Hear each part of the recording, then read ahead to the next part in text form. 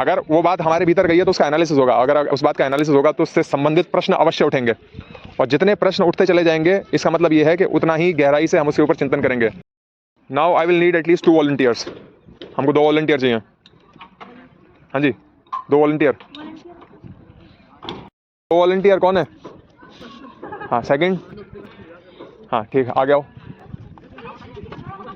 Okay, अभी आपको एक बात बोलनी है, ठीक है? हाँ, हिंदी इंग्लिश किसी में भी बोल सकते हैं। आपका इनसे कोई प्रश्न है इस विषय में? क्यों जाओगे? हाँ जी। Meeting my friend. हाँ, और कहाँ? जयपुर में कौन सी जगह? Jaipur bus station. हाँ, अगला प्रश्न। जयपुर में किस लिए जाओगे? For meeting my friend. हाँ जी, आपको कोई प्रश्न है इस बात पे? हाँ पूछो। कब जाओगे? टुमारो। Tomorrow 5 o'clock, 5 AM। हाँ जी, और प्रश्न आपका? और प्रश्न नहीं है? हाँ जी, आपका प्रश्न जल्दी जल्दी पूछो, बिना मेरे बारे में सोचे। किसी को कोई भी प्रश्न आ रहा हो, हाँ पूछो। By car. हाँ जी। हाँ, Whatever my friend will give।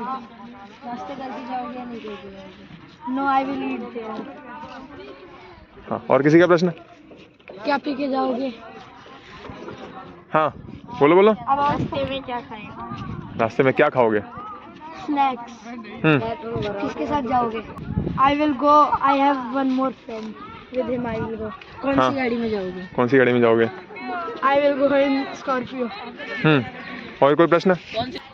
किस चीज की मीटिंग है? मित्र का नाम आकाश।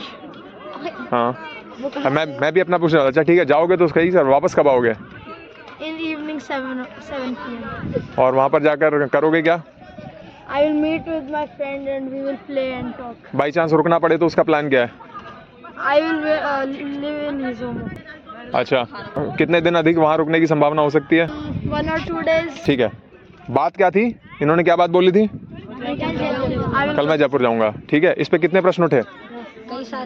कई सारे प्रश्न उठ गए। मेरे ख्याल से सबके मिला के कम से कम 20 प्रश्न हो गए होंगे, है ना?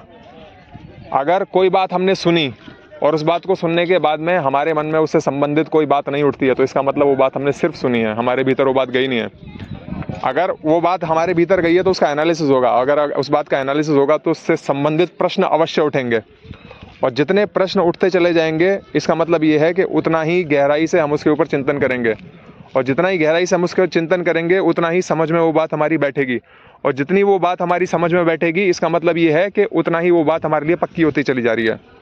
फिर वो रटने का विषय नहीं हो जाएगी, वो समझ के साथ में अपने आप स्मरण शक्ति का एक हिस्सा बन जाएगी। ठीक, इसीलिए जो मैं बार बार कह रहा हूँ, इसको समझो प्रश्न उठाओ, इसको समझो प्रश्न उठाओ, इसको समझो प्रश्न उठाओ, उसका उद्देश्य सिर्फ इतना ही है कि वो जितनी उसकी समझ गहरी होती चली जाएगी उतना वो रटने के बजाय हमारी जो है वो समझ का हिस्सा बनती चली जाएगी, और समझ का हिस्सा कोई चीज़ अगर एक बात बन जाती है तो बहुत लंबे समय तक वो हमारे साथ में बनी रहती है। ठीक है, तो हमको जो हम पढ़ रहे हैं उसको किस दृष्टिकोण से पढ़ना है?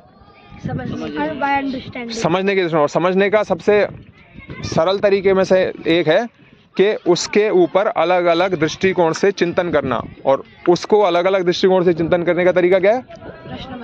उसके ऊपर अलग अलग तरीके से प्रश्न उठाना, प्रश्न बैठाना और उनके ऊपर चर्चा करना। Very good.